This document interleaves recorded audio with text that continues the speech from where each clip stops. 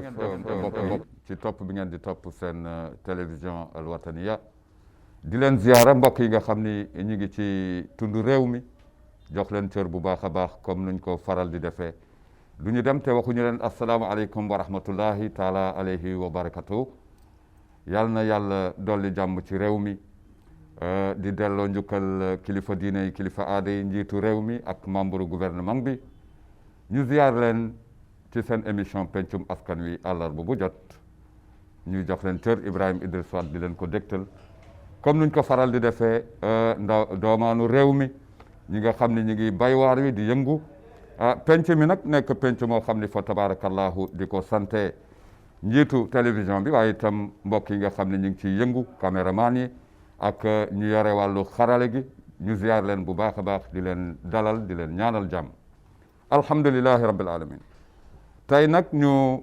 am fi lu spécial loo xam ni fa tabarakallahu doomaanu réew mi rawatina ak ñu nekk doomaanu Rosso Mauritanie ñu ziar leen di leen nuyu de passage suñu Rosso tey ñu jàkkaarloo ak ñoom gis ngeen leen su ne saa incha allahu rabbi léegi dinañu dégg loo xam ni gëj nañ ko dégg dinañu gis loo xam ni gëj nañ ko gis waaye rek lépp rek ñu ànd ci ak dal ànd ci itam ak lu ubbeeku jëm ci askan wi fu ñu mën a nekk fa tabarakallahu tey Rosso sama kër maam sama dëkku maam waaye nag mu nekk makkaan ci réew mi ñu ràññee fa tabarakallahu ay doomaanam di dox nekk fu ne waaye nag ba taxaw nag am gis-gis ci benn kuréel gu ñuy wooye suñu Rosso tur bi wuyu borom képp ku bokk Rosso bokk ci réew mi xam nga Rosso mandarga gi mu am bu ko defee nag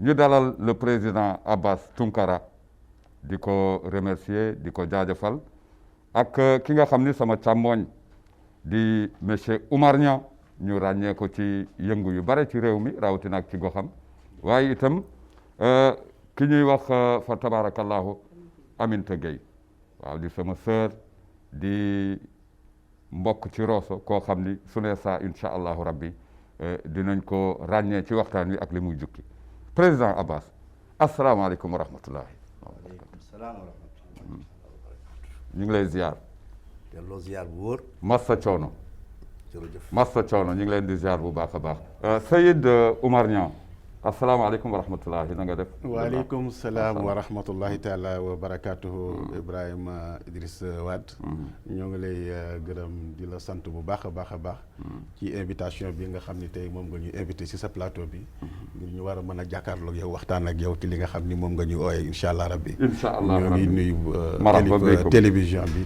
di leen ziar tam te di leen ñaanal yàlla di ñaan rek ñu tàmbali ko bisimilah rahmaani rahim allahumma jeexal amin ko ci alhamdulilah allahumma amin soxna si Aminata na nga def waaleykum salaam maa ngi leen di gërëm dëgg yàlla di leen sant di ñaan laaw buur bi mu àggale na sunu mébét ci fu nu jëm maa ngi gërëm waa réew mi yëpp bàyyiwuma kenn góor ak jigéen mag ak ndaw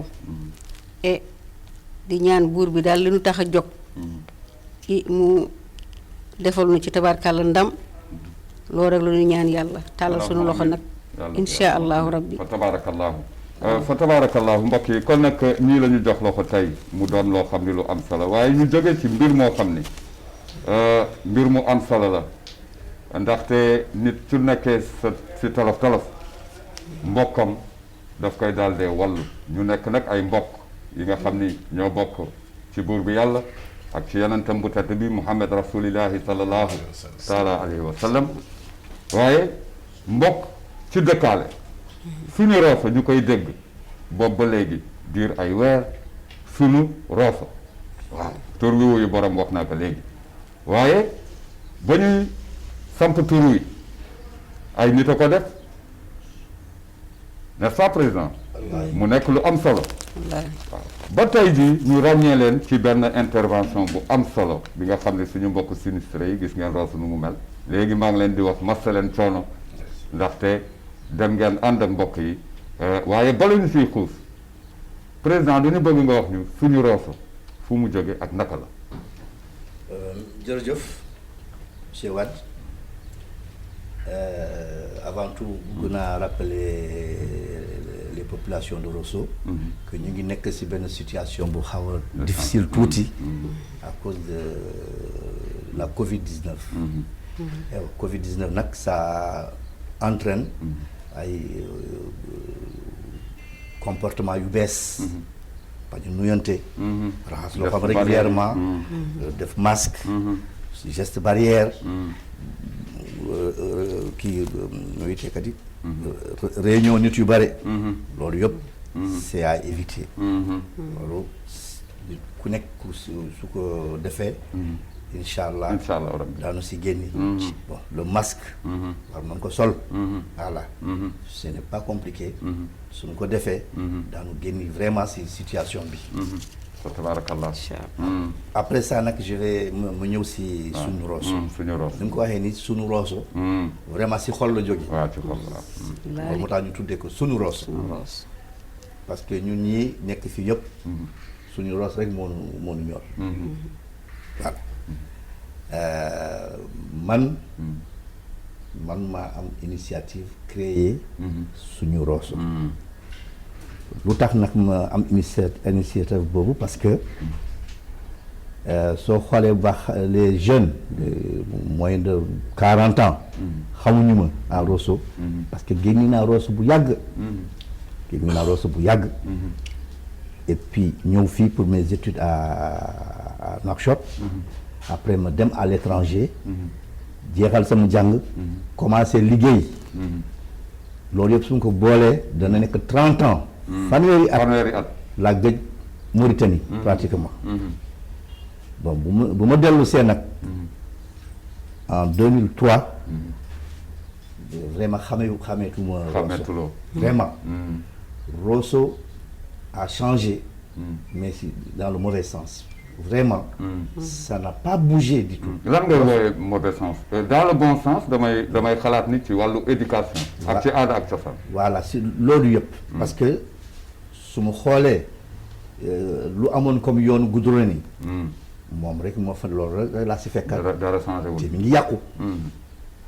su ma xoolee écoles yi. bon c'est toujours les mêmes écoles. au contraire mi ngay dégradé. bon maintenant du ma wax affaire les relations entre les personnes. parce que Rosso yëpp pratiquement. jóge nañu Rosso. ñëw à Nouakchott. ñu fa nekk léegi. c'est vrai ils sont war nañu leen considérer comme Rossois. mais soo xoolee bu baax. ils ne sont pas des Rossois authentiques. En plus. quand je suis bu mu ñëwee. gis naa à Rosso. ay communauté ou bien des ressortissants yu nga xam ne bokkuñu si diwaanu Rosso. ñu ngi am organisation bu am doole. à tel point que. suñu amee sax n'importe quelle manifestation. ngénte dëj mariage. ñëpp ils sont ensemble. ils cotisent.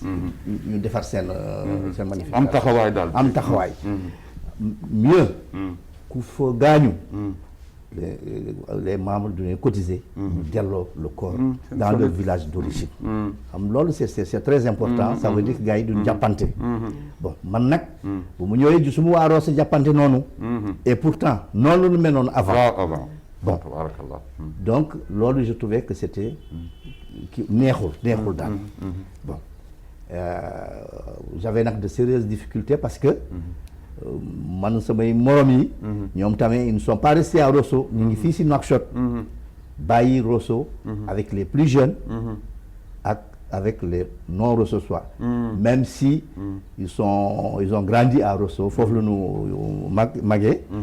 mais c'est pas des Rossois authentiques. waaye cër borom. voilà cër borom ko moom. donc c'est pour cela que j'ai créé cette initiative suñu Rosso pour le développement économique, social, culturel, sportif de Rosso. Parce que quoi qu'on dise, Rosso, ça représentait quelque chose à l'époque. Vraiment, en Mauritanie, waxuma nag Trarza, mais en Mauritanie, waaw, Rosso, ça représentait beaucoup de choses. On a eu la chance d'avoir le premier établissement scolaire en Mauritanie. collège Xavier Copoladi, qui est devenu plus tard le lycée de Rosso. Un lieu de savoir, de culture. Ba léegi. Bon, loolu ça devait nous pousser à faire quelque chose. En dehors de ça, su ma ñëwee laajte sama xarit bu ma gëj gis. mu laaj ko keneen ma ne ko yow gëj nga gis diw. mu ni wala man ne ko diw anamu. mu ni kooku gëj naa ko gis depuis 10 ans 15 ans. man que c'est pas normal. Nous sommes des Rosso war nañu xamante kii war dégg nga donc le but de Rosso c'est amener les Rossossois ñu waxante déjà faut discuter ensemble deuxièmement il faudrait que les Rossossois xool dans la même direction la direction c'est Rosso loolu su amee yëpp xëy na si voilà suñu lii mooy création à l'origine de suñu Rosso voilà monsieur Niang président Abbas dégg nga ko mu nekk ci contexte bu doy waar bu frappé génération yëpp depuis moins de ou même plus de 30 ans yow nga nekk koo xam ni miin nga yoon wi xamante nañu waaw miin nga Rosso demaat nga fa dellu fa ci ay action ci fànn yu bare lan ngay ajouté ci contexte bi nga xam ni duy na yërmande sax bi président Abbas jukki léegi waaw jërëjëf Idrissa maa ngi lay nuyu di la gërëmaat di la santaat di remercier président ci contexte bi nga xam ni ci la dugg te muy réalité bu absolue d'ailleurs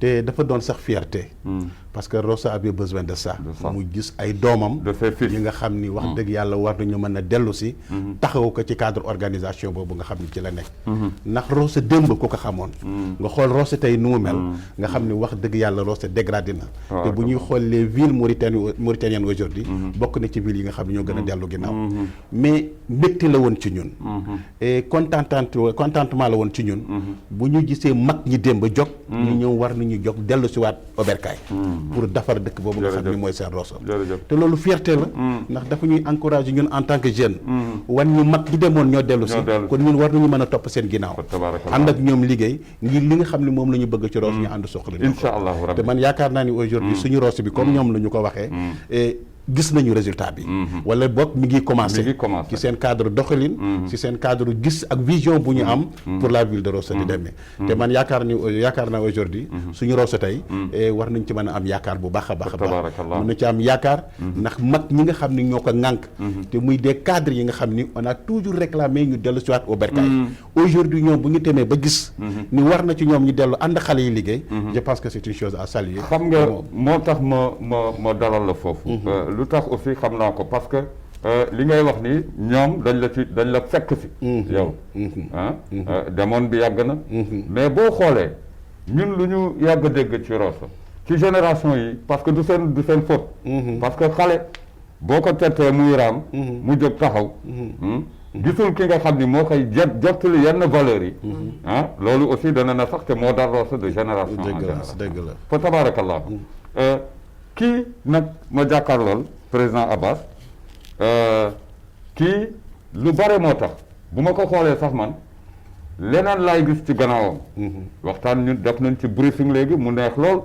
waaye boo may wax ci taxawaay aada ak cosaan buum yi ni Rossossois yi daan dundee démb ci bu gàtt rek ndax am na solo lan ngay dolli parce que loolu ci contexte bi la bokk lan ngay dolli ci dëkkalante bi dëkkaale bi demlante bi damay ñëw rek di compléter tuuti rek ci la ma sama càmmi ñi wax ndax Rosso dafa am benn xar kanam bu mu taxaw woon démb te mu dem tey te loolu xëy na lu ko waral ba waral ka ñi waroon toog ci dëkk bi dëgg wane ka ñoo ko teel wan gannaaw et loolu yëpp tardewul ba tey pour defaraat ka ndax gannaaw ñi koy wanoon gannaaw ñoo mën a dellu si tey xalaataat ni amuñu fu muy Rosso demuñu woon sax ngir bàyyi ko déedéet dafa am lu ñu wuti woon rek yàlla mooy yóbbu doomu kon nag tey si tey bi yàlla defee ba tabarkalla macha allah yàlla indiwaat loolu ci xel yi et gannaaw Abbas sa suñu Rosso tàllal loxoom nag ñëpp niwul kii lii wala lee déedéet ñëpp la tàllal seen loxo amul ku des rek da nga fekk yaa bëgg a des ñëw leen nu bokk liggéey suñu Rosso ndax dëkk seeni borom rek a mën liggéey te Rosso am na doom yu macha allah yoo xam ne mën nañu liggéey Rosso te it wane nañ ko ndax li ñu def barki Dembo Njaay tabarkàlla mooy premier pas rek la xëy na dafa tombeek aussi coïncidence tumuy borom ndax suñu Rosso lu ko tax jox mooy dimbali waa Rosso ak defaraat suñu dëkk defaraat ci domaine bu nekk nag tabarkàlla. yow boo doon defar Rosso yow boo doon digal kuy defar Rosso loo koy njëkk wax ci ban fànn. surtout ñu jëkk defaraat jukko yi ba pare. jukko yi. dajale doomu aadama yi xam nga bu ñu dajee pare lu ne xej na ci. mais bu ñu tëralee benn plan fekk dajeegunu nekkuñu benn bloc. man foofu lay jëkk wax. ñaa gis nga de xam nga aji sax na ñu jar a bàyyi xel lañu président. gis nga avec qui aller xam nga mbir boo koy créer yow mën nga am idée bi mais boo paree ci idée bi da ngay xool nag koo bokkal xalaat bi nga ànd ak moom la jëkk mais président Abbas bala ñuy dem ci mbir mu am solo na téléspectateurs yi def ndànk rek parce que yéen mbir ngeen def Rosso dinañ ci ñëw léegi muy action bu am solo mais président Abbas dañuy wax ni Rosso politique yàq na l'organisation sunu Rosso dafa am vision politique wala c'est tout à fait apolitique ak fan ngeen ko bëgg a jëme. Merci. Le principal point de sunu Rosso c'est qu'on est apolitique. Apolitique. Nous affaire Rosso rek lu ñuy wax comment on peut redresser Rosso boo nu mu meloon ni avant mu gën ko neex mu gën ko rafet mu gën ko baax loolu mooy suñu Rosso en dehors de toute politique mais nag su lu ñuy def on fait du ñu bàyyi aucun on s'occupera de tous les domaines mun na nekk des loisirs le sport, l'éducation, l'organisation des jeunes, des femmes, des jeunes entrepreneurs, des enfants en mal avec la loi, des enfants qui sont en rupture scolaire. Loolu yëpp duñ ko war a xool. Et il faut que suñu loxo dugg si. su duggee nag je pense que mën nañu redresser lu bare. mais les Rosso sont nombreux dans le monde. Macha Allah vraiment je suis très content parce que quand bu ma sànnee cette idée de sunu Rosso honnêtement en moins de 2 mois am nañu déjà presque 300 membres au moins. Et alors, c'est pas facile. C'est pas facile. C'est pas du tout facile. Ça veut dire que les gens voulaient quelque chose. Il y a quelque chose qui manquait. Voilà. Donc, il y a un fils de Rosso qui a eu cette idée. Nous aussi. À tel point que quand il y a eu les inondations, wallahi billahi, chacun a mis la main sur le cœur. Mais benen main bi def ko def ci poche. Voilà.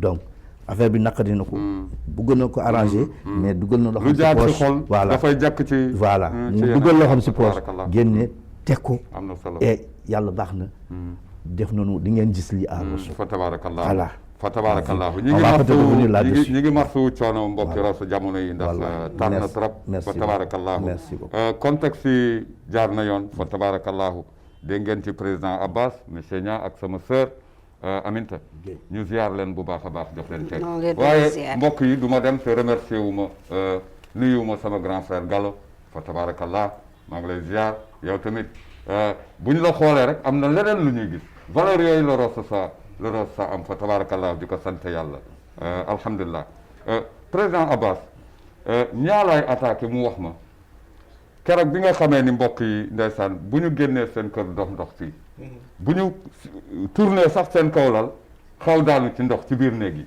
mu nekk mbir mu doy waar suñu Rosso ci diir bu gàtt rek ñu dégg leen Rosso ak ay pexe yu am solo ñaaw naka nga may waxee mbir moomu jógte bi ak lan ngeen fekk Rosso.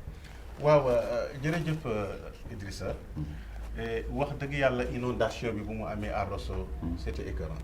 métti war na tabaarkalla macha allah. gis image yi ci réseaux sociaux yi rek. jeexaloon na xolu képp ki nga xam ne doomaan Rosso nga. ndax ku ci amul mbokk. am nga ci xarit am nga ci am di jàmm te Rosso ñëpp ñoo bokk ndey ak baay. donc ku nekk sentir nga bisi keroog jooju ni sa kër moo yàqu. te loolu bu mu amee le bureau provisoire bu suñu Rosso.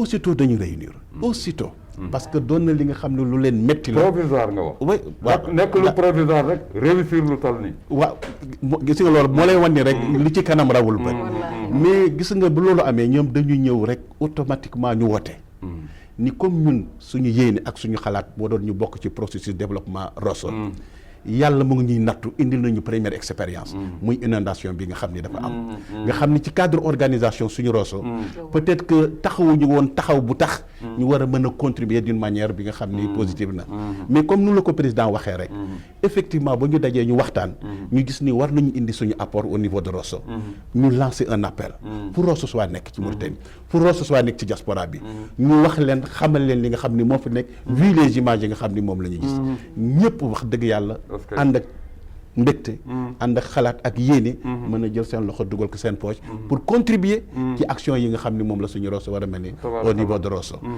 bu ñu demee Rosso tam on a essayé de partager avec les sinistrés lu ñu fa fekk ndax suñu yaay yi lañ fa fekk suñu papa yi lañ fa fekk suñu doom yi lañ fa fekk ñu miin lañ fa fekk ba pare gis leen ci situation bi nga xam ni yow sa wàllu bopp sax sa yaram dafay daw et waaye nag ku am mbokk doo tiit doo jaxle ku am mbokk doo jaxle et fa tabaarkalla waa suñu Rosso bu ñu demee ñu compatir avec la population rossossoise ànd ak ñoom bokk ak ñoom naqar bi saytu xool li nga xam ne ñoom ci seen wàllu bopp wares nañ ko mën a indi comme apport jox leen ko muy ndimbal bi nga xam ni ndimbal bu ndaw rek la te dañuy tàmbali rek parce que loo gis lu nekk rek dafa am nuñ koy tàmbali xëy na jotalewuñ ñu yëpp de waaye fexe nañu ba ñi xam ni rek suñu Rosso bëgg na doxal loxoom ci li nga xam ni moom moo xew ci biir bëgg a doxal wala dugal loxo ci li nga xam ni mbir la mu nekk ay tolof yi jafe-jafe ndox mi soxna si keroog bi ngeen jógee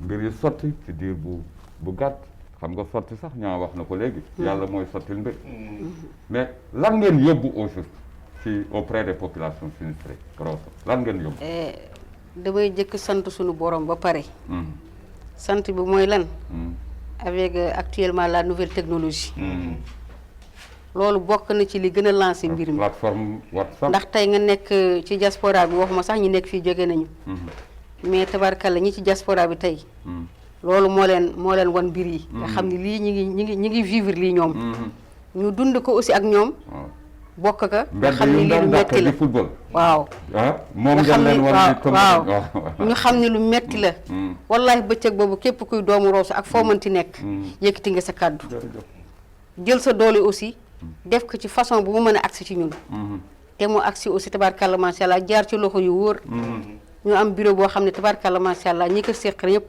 ku ne liggéey rek moo la tax a jóg ñu teg ko ci seen loxo ñu daje ci suñu biir doxal sottante ci ay xalaat ndax loo gis ay xalaat la laaj te diisoo ci aussi bokk benn xol rek tabarkalla macha allah ndax loo gis rek nañu bokk xol rek visé ci benn direction bi kooku duna am jafe-jafe te loolu la yàlla may suñu Rosso bien que ni xëy na suñu Rosso mën naa ko judd tuddee ni caat la ci actuellement ndax day doog a judd caat la mais ñu ni puso dafa réer xale mën na ko for mag mën na ko for waaye def naa puso bi tey caat mi for na ko muy suñu Rosso te incha allah yàlla nañ ci yàgg ñaw ñi ci nekkul ñi yàlla nañ ñu ci fekk loolu la ñuy ñaan ndax man damay wax toujours di ngeen ko dégg ci panel bi ma ni Rosso man maa ngi ko dale ci mbalal ba tungeen ñëpp ngi ci biir kon ku ci dugg rek da nga bëggul bokk waaye dañu tabaarkalla grand bi dafa woo ñëpp dafa tàllal loxoom rek bañ nañ ko bu ñëpp loxo yi nañu bokk xam nga sax mbir bu judd rek ci benn nit la jaar wala ci groupe wallaahi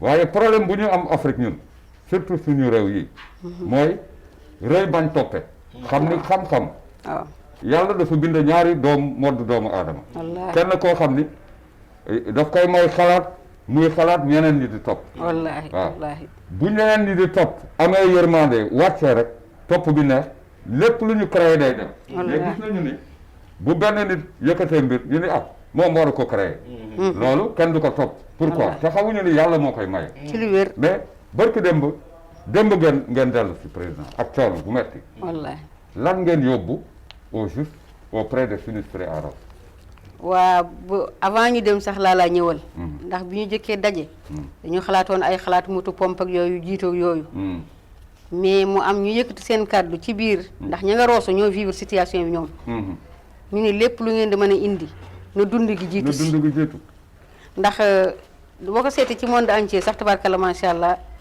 bépp situation bu mën a am catastrophe bu mën a am tey dund moom la ñuy jiital te moom it moom la waa Rosso def te tabarkalla macha allah ñu ñëw ci ak ñëwu doole ak yéene e tabarkalla bi ñu demee it dalal nañ leen wan ni leen ci fii ngeen bokk dalal boo xam ne xëy na mën na bett sax ñu leen dalaloon ndax xalaatuñu woon daañu ñëwee nii te noonu lañu ñëwee ñëwee ni rek duñu ñëw en secours ci suñu population ndax ñun ñooy doomu Rosso Rosso tey nekk na ci tiis goo xam ne ay doomu ak man bokk ak moom ñu ñëwee ko rek tabarkalla macha allah boolewuñ ci dara fekk fa aussi ñeneen ñoo xam ne ñi ngi ci biir Rosso defar terrain bi avant ñii di agsi macha allah liggéey bi loolu ko facilité fekk fa des jeunes dynamiques yoo xam ne ak ay grands yoo xam ne tabarkalla macha allah daal yàlla moo amee seen fay te duñu ñaan suñu borom yàlla na loolu continuer jërëjëf amiin et te aussi bu ñu avant ñu dem dañuy wax ni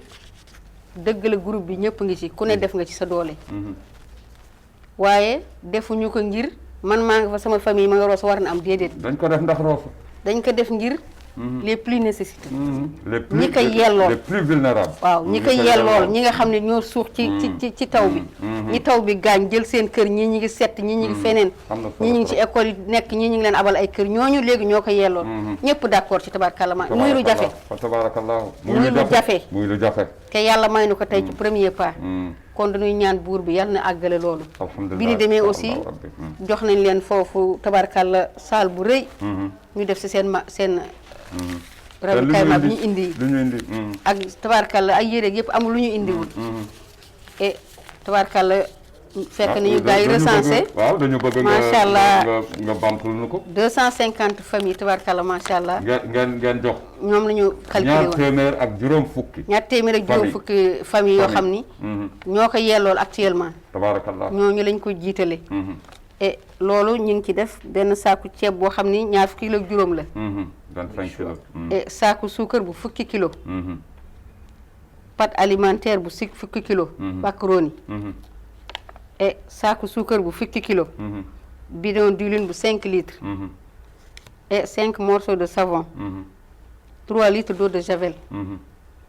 et 500 grammes de thé ak 2 moustiquaires par famille waaw par famille dundu weer la waaw foto boo koy xool et te loolu premier pare la te dañ ko naj rek ndax 3 jours rek la wallahi 3 jours la di ko xeeb nag waa Rosso nelawutuñu woon ku nekk ci biir réew mi ak bitim réew dafa metti wax dëgg yàlla nga xam ni kii dañu ñëwee xol te loo moom bul xaar ku la ni ñëwal gis nga loo moom bul xaar ku la ni ñëwal am na ci ñu dugg ñoo xam ne jour boobu la ñu dugg te ba léegi ñu ngi dugg macha allah loolu laay ñaan bis bu nekk ma naan panel bi yal na gën a jaboot ndax seppiwuñu kenn bu nu nee Rosso waruñu génne kenn jërëjëf ñi duggagul ñi aussi war nañu am esprit bu xam ni du defar rek mënu tax a jóg te dañ leen woow seppiwuñu kenn ku seppee ko rek yaa seppi sa bopp jërëjëf foofu rek laay wax tabarakallahu am na solo trop di fàttali mbokk yi nii ñaar téeméeri kër ak juróom fukk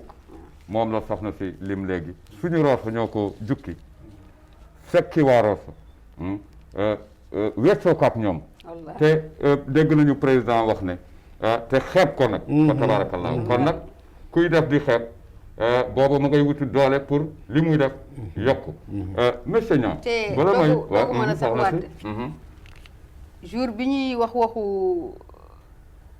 affaire aide bi wóor na sunu borom de dama la koy waatal bi ñu ko soulevé ngoon googu ma ni jeune bi tudd Abou Ndiaye ma ni ko kees gi dañuy def ndànk ndax mi ngi doog a commencé ay wax rek moo ci nekk ma ni ko instant bi ñu toll nii ne leen wér ni yéy ne moo fi duggagum loolu laa wax te audio yaa ngi toog man leen yéy ne moo fi duggagul mais comme nañu commencé tey woote bi pour dara dugg ci te yàlla na ci sunu borom dugal loxoom te dugal na ko ci ndax 3 jours lañ ko def yéen fa ngeen jëm waaw 3 jours lañ ko def borom bee ci dugal loxoom gis nga Rosso googu ngeen jëm mag ñu baax yi liñ fa liggéey ak liñ fa def ak ñaan yi fa ne dama koy wax toujours doomaanu Rosso bu tibbe fii président wax nga ko léegi ci xol ak action ci xol bu jaaree ci xol rek neex ci poche waaw fa tabarakallah mais monsieur Niang conflit intergénérationnel boobu maa ngi lay dugal ci li nga xam ni moo yàgg fat li nga xam ni mooy organisation yu mel nii génération yi dugg nga seen biir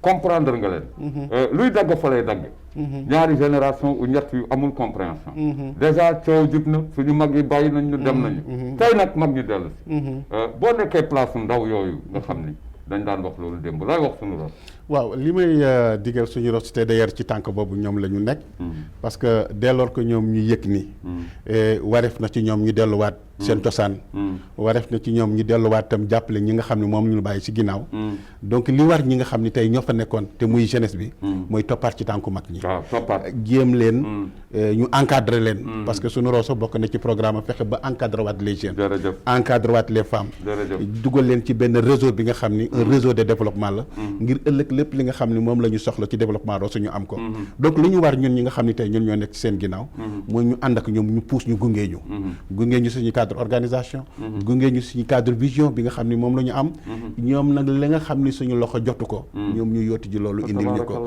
su ko defee rek liggéey bi dafay yomb te suñu Rosso loolu la comprendre surtout mag ñi nga xam ni ñoo fa nekk dañu yooti ji xale yi dugal leen ci seen biir ni leen doxaleen ñu topp seen ginnaaw ndax xale yi am doole ndax xale yi ñoo am doole mooy yi nag ñoom ñoo koy dem wuti ji te yaakaar naa ni cadre organisation bu mel noonu soo ko gisee ci panel bu mel noonu wax dëgg yàlla yaakaar naa ni lu woon démb dana éradiquer président Abbas organisme yi la ñuy gis ñuy faral di def action yu mel nii wala sax nguur gi si lañu nekk jóge ci barki démb saa su sel ñu ngi ci mais président Ghazouani laa bëgg nga wax ak moom aywa ah oui waaw excellence monsieur le président excellence c'est le président de tous les Mauritaniens oui il faut que ñu wax ko il faut qu'on lui dise avant tout bonjour ñu wax ko aussi que ñun suñu liggéey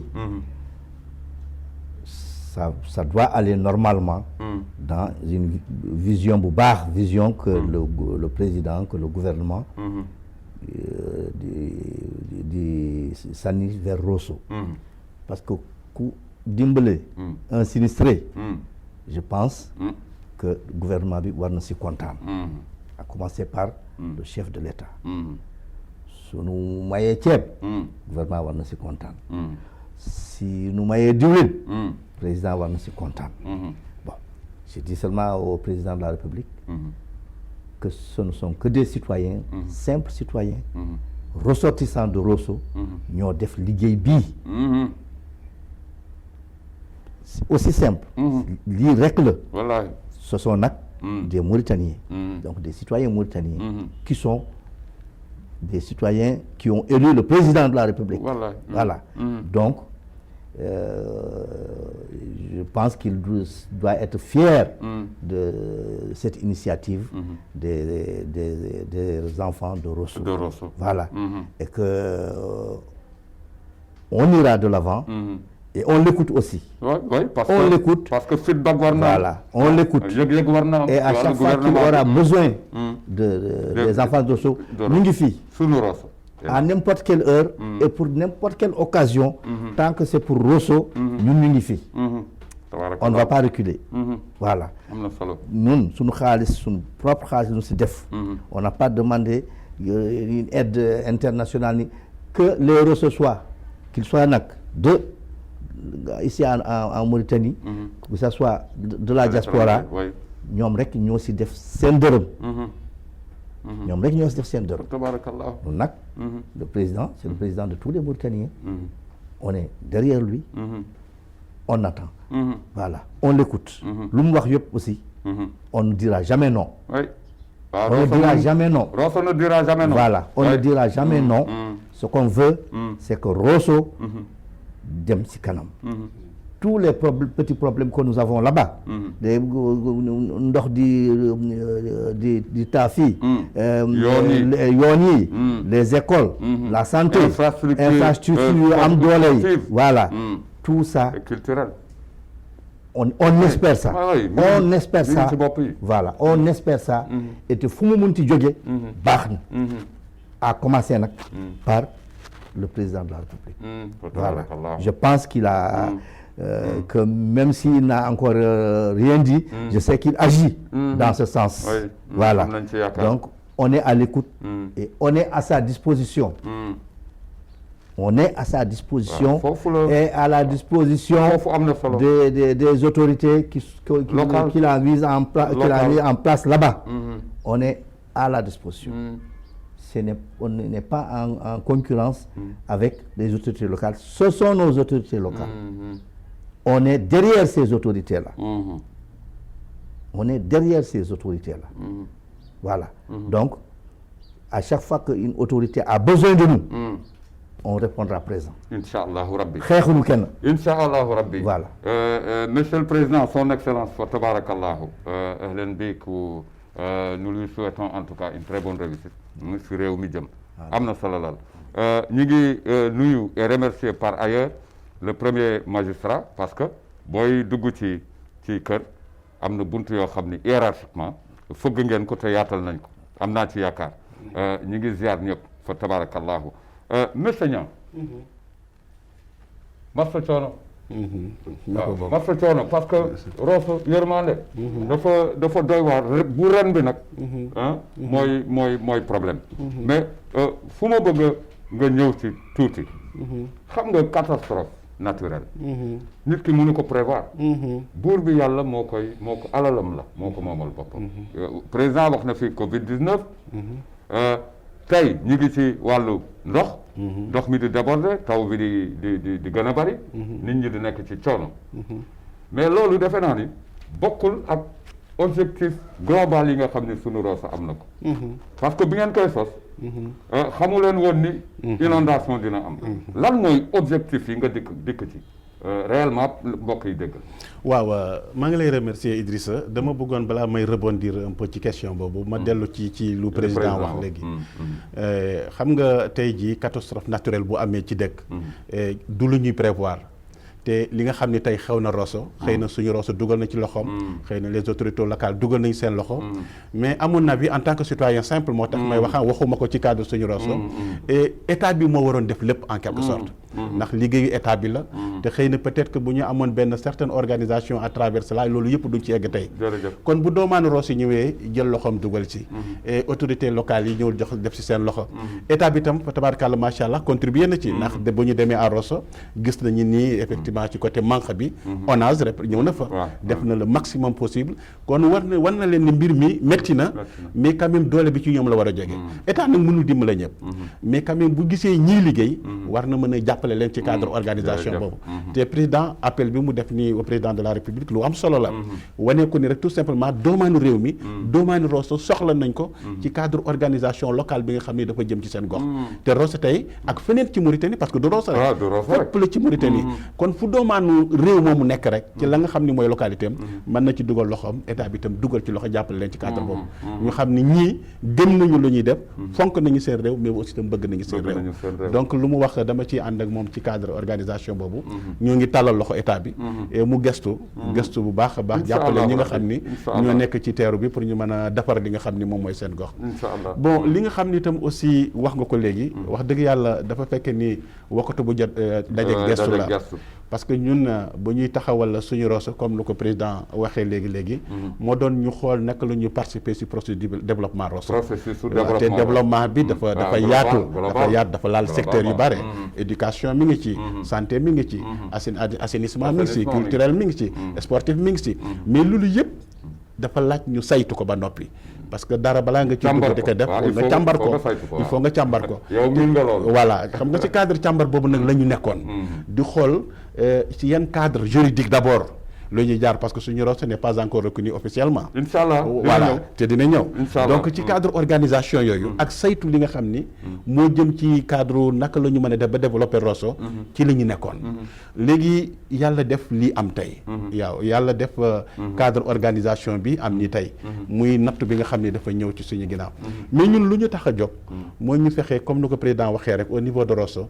lépp li nga xam ni secteur de développement la suñu Rosso dugal ci loxo accompagner les autorités locales parce que nous agissons au niveau de la commune de Rosso te la commune de Rosso dafa am autorités locales yi fa nekk kon ñun lu ñuy indi c'est pour jàppale autorités locales yi ensemble ñu mën a liggéey suñu Rosso soxale ko mu jëm kanam ci cadre secteur bu nekk parce que yëg nañu ni au niveau de Rosso secteur boo laal rek gayax na am na ay manquements. Ah oui. te loolu tam aussi doomaanu Rosso yi surtout les cadres am nañ ci benn sens de responsabilité te ñoom yëg nañ ko te bu ñu indi seen loxo jàpp ci ànd ak ñi nga xam ne ñoo nekk foofu parce que l'autorité locale ay Rossois lañu parce que ñun ñoo leen fal ñun ñoo leen fa teg kon jàppalante ak ñoom ànd liggéey suñu Rosso dafay defar li nga xam ni moom mooy suñu localité bu ñu am na soxla solo. kon suñu Rosso apport la bu muy indi jëmale ko ci cadre organisation locale boobu et je pense que secteur yi nga xam ni président wax na ko yëpp incha allah rabbi bu ñu paree ci xayma bi nga xam ni xayma nañ ko di diagnostic ko ci wàllu secteur yooyu et bu ñu ci yëngatoo rek Rosso dana yëg di sori Rosso incha allahu rabbi yàlla dana ko mottali autorités locales yi nag aussi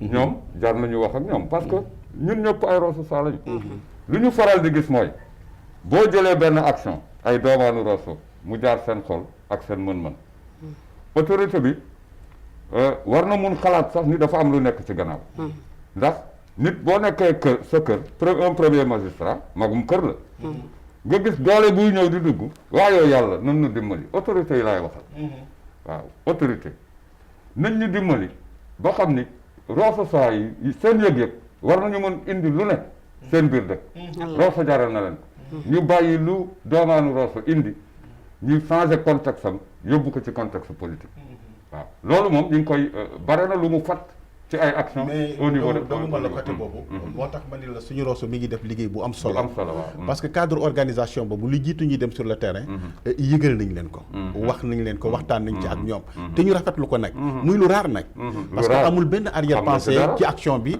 ni ci gars yi def ndax ñun xam nañu Rosso nu mu doon demee mais suñu Rosso boo gisee itam ñoom ñu accepté li nga xam ne suñu Rosso def na ko c'est parce que ci engouement bu ñu demoo di ak ñoom et que dafa nekkoon ci transparence bi nga xam ni amuñu benn arrière pensée par rapport ak suñu Rosso lu ñuy def parce que suñu Rosso tam nañu xam ni ñëpp ngi ci biir ñëpp ngi ci biir suñu Rosso ku bokk Rosso rek la exactement donc ñoom autorité itam côté boobu xaw nañ ci def li nga xam ni lu am solo la mooy yaatal bu ñu ci yaatal ubbil ñu yenn bunt yi ba par ñuy encouragé ñu donte li dajeewuñu sax mais ñu encouragé ñu ci action bu rafet bi nga xam ni doomaanu Rosso te loolu lu am solo la nag lu am solo parce que c'est une première aussi c'est une première yow xam nga ci dara miin nga yoon bi fa tabarakallah président Abbas jawrin gu mel ni yow bu ma bañee tooñ dama lay wax am na loo xam ni bëgg nga ko wax waa Rosso ngi jàkkaarloo ak yow réew maa ngi jàkkaarloo ak yow bëgg nga ko wax te du ma la ko laaj xel eggul foofu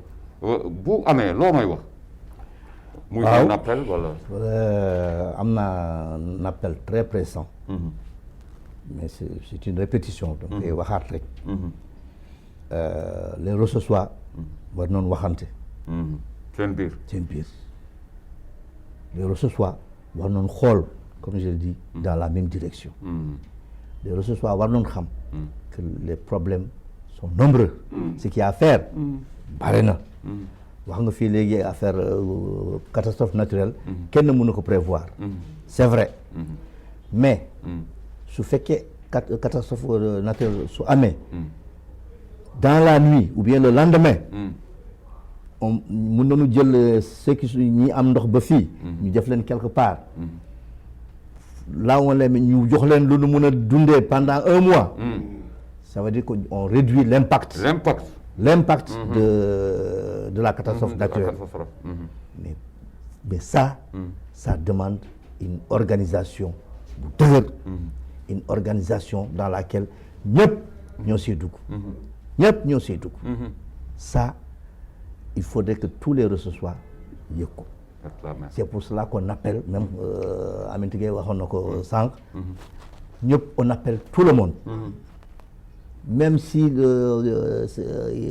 c'est un élève il a am na sa place dans suñu Rosso l'élève sa mère son père ses frères ses amis ñëpp am nañu place ci suñu Rosso tabarakallah maintenant comme bindoon naa ko quelque part da ne ko vouloir quelque chose ce n'est pas pouvoir par contre pour pouvoir il faut avant tout vouloir dès qu'on veut quelque chose yàlla su si bokkee on pourra faire cette action là inchallah rabbi la preuve mi ngi nii ça c'est la première opération de suñu Rosso Et en moins d'une semaine, on a pu mobiliser des millions et on a ñu distribué ces 250 kits. est-ce que di ko xeeb nag encore. waaw xeeb moom boo waxee di ko xeeb rek. voilà sama xel dal. voilà di ko xeeb bu baax sax. di ko xeeb bu baax. tabarakallah. Donc c'est pour cela que c'est un appel pressant que nous lançons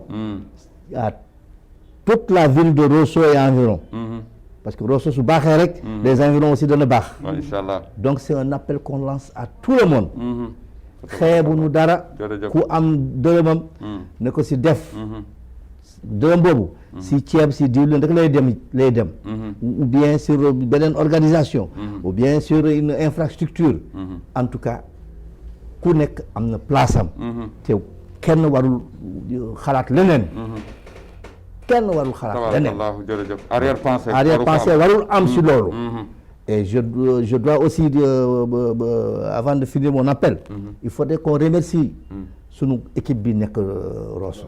Équipe locale qui est à Rosso. Qui joue un rôle de relais. Un rôle de relais très important et un travail de terrain très important. Parfait. Parce que ñoom ñoo doon xuus su ndox di xool les familles les plus touchées. Et puis ak seen diggante ak yàlla ils ont choisi les familles les plus nécessiteuses comme l'a dit kii Aminata. am na solo. Bon xam nga loolu ce n'est pas facile. Ce n'est pas facile. Bon c'est une œuvre humaine nag. œuvre humaine. c'est pas parfait. C'est pas parfait. Il faut moom ay inconvénients. Il faut moom ay inconvénients. C'est pour cela qu'en dehors des kits yu ñu joxe. Il faut noter que def nañ si. Le sourire. wax bu neex. Voilà. On a vraiment fait tout ça. Pour question de caresser la personne bi nga xam ni am na problème yu kii naqar. parce que ku am naqar même su daan jël son kit. président dégg la sax mais xam nga il y a un modèle boo xam ne HAP la tudde le modèle HAP. yii ngay wax ci la nag. comment parce que le sinistré pour nga ñëw ci moom dafa am noo war mel. ak noo ko war pour dimbali. ñuy dimbale. La vieille femme. jël son sac dimbale ko def ko sur sa charrette. bon wax ju neex wax bu neex. dégg nga bon. dalal ko vraiment. waaw fa tabarakallah. loolu moo tax voilà. ñeenti waxtu moo ñu dese ngeen def ko bu gaaw rek. président question bu ma ko jox léegi. c'était pour que mu génne li nga xam ni bugguma mu yóbbaale ko te waxu waaw yéen tamit monsieur Niang lan ngay wax mbokk yi ci perspective. waaw man li may wax rek mooy suñu Rosso est ouvert à tout le monde. ndax initiative rossossoise la pour les Rossossois. donc fu Rossossois nekk rek war na ci mën a gis boppam. te soxna si wax na ko léegi nit lu mu bokk warul xaar sax. warul xaar ko ciy boole. te man yaakaar naa aujourd'hui objectivement li nga xam ne moom la suñu Rosso di def nii. et ça va dans l'intérêt de tout un chacun. te ku ci yëg boppam rek. de tout le pays. de tous les pays. de tous les pays d'ailleurs parce que lii suñu Rosso def. mën na wàll région yëpp. bien sûr ku nekk ci sa gox nga def lu nu mel.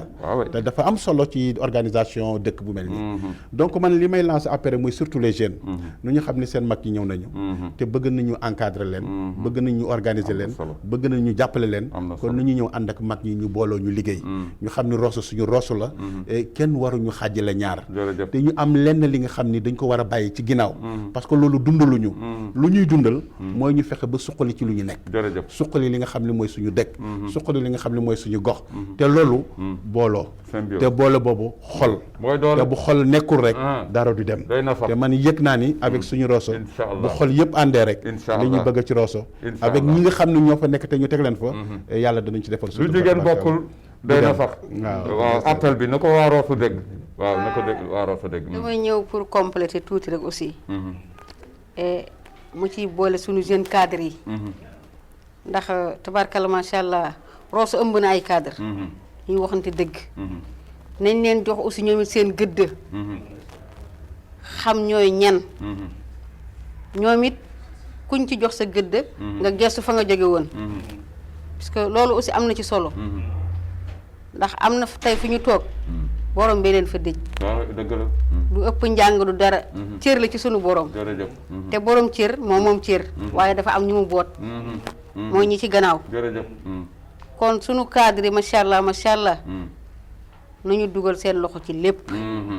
nañu ànd ak ñun ci lépp kenn concurrence wul suñu Rosso rek la ñu wax Rosso rek. concurrence suñu du góor du jigéen du mag du ndaw ñëw leen nu booloo jërëjëf ndax bennoo la fi mag ñi bàyyi woon mooy xar kanam boobu ñu moom réeroon ngeen xam de yéen ak waxtaan kër ga de tëb nañ ko ba tàyyi def fa te def fa tey lu si ne. tey ci suñu Rosso bi tabarkalla macha allah am na ci ay waxtaan yu baax yoo xam ni ñu ngi koy teg léegi macha allah ci taabal ji looloo manqué woon tey ku ne yaa ngi indi sa xam-xam bi nga xam Di ko ci ci def. ci côté bi nga nekk jërëjëf loolu bu ñu ko boolee tey ku ne daa am foofu féete incha allah bu ku ne foofu amee foofu féete rek mu am jàmm solo waaw fa tabarakallahu ñu liggéeyandoo jërëjëf yëkkateendoo rek di dóorandoo liggéey jot na jóg leen booloo liggéey. mooy doole mag nanu booloo rek góor jigéen waaw. ñëpp ànd liggéey ñoo ngi woole Suñu ñëpp. Rosso Rosso est l'objectif waaw. mbokk yi président Abbas Tounkara la ñuy jaajëfal ak ñi mu àndal waaye nag fàttewuñu ñi nga xam ne ñu ngi ci plateforme bi ak Voilà. diaspora je rappelle que y a une plateforme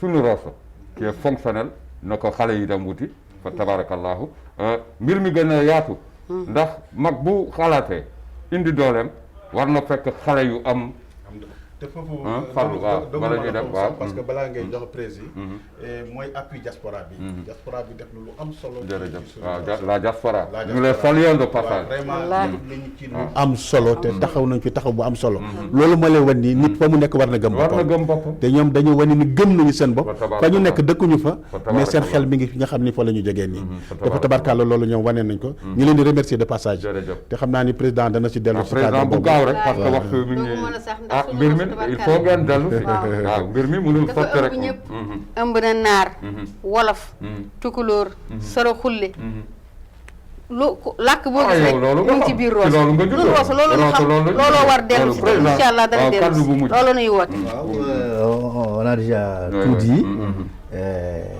Qui c'est une première. On va continuer les opérations, Inch'Allah. Inch'Allah. Et on souhaiterait avoir la possibilité de faire une émission, un grand débat, Oui, parfait. avec beaucoup plus de participants. Inch'Allah, Rabbi, Et pour Inch'Allah. encore expliquer davantage Inch'Allah. le rôle qu'on donne à Suñu Rosso. Suñu Rosso. Voilà. Lolo, on est en train d'étudier Inch'Allah. tout Yàlla ça. dana ko mottali. Vraiment, on a beaucoup de projets en tête. Bon, on a été seulement bloqué un peu à cause de cette inondation. Comme on dit, à quelque chose de malheureux. Bon, mais ça nous a permis de réagir d'une autre façon. Parfait. D'une autre façon. Parfait. Mais on est à l'écoute des populations. Rabbi. Et Inch'Allah, Inch'Allah. on est à la disposition de la Inch'Allah, population. Rabbi, Et on président fera Abbas. toujours, Inch'Allah. on répondra toujours présent. À l'appel Nous de- aussi, en Voilà. tant que communicateurs, on répondra présent. À vos Inch'Allah. actions, Inch'Allah Rabbi. Merci beaucoup au directeur général de la télévision de Mauritanie, toute l'équipe technique, à partir du son jusqu'au caméraman. mbokk yi am di jàmm yi pencum askan wi dégg ngeen ñu dalaloon ñu doon Suñu Rosso doon intervenir ci mbir mu am solo ci inondation yi yóbbu fa doole bu am solo fa tabarakallahu mbokk yi am di jàmm yi Ibrahima Idriss Wade àndoon ak yéen pencum askan wi ba imaani laa di leen jaajëfal ba beneen àllarba incha allah mbokk yi am leen jàmm ba beneen yoon. alhamdulillah alhamdulillah